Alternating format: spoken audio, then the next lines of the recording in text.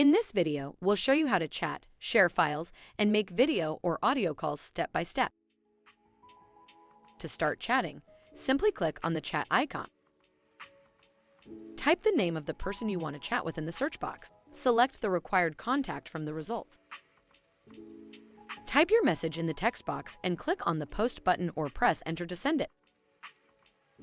You can also send emoticons by clicking on the emoticons icon.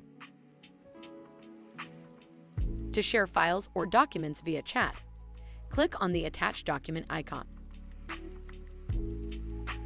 Now, let's move on to making video or audio calls. Click on the video icon to make a video call with any contact.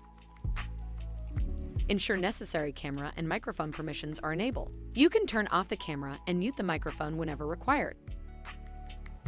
Similarly, click on the receiver icon to make an audio call. Provide microphone permissions if prompted. Once the call is done, click on the end button to end the call. That's it. Making audio and video call is simple as that. Roombr.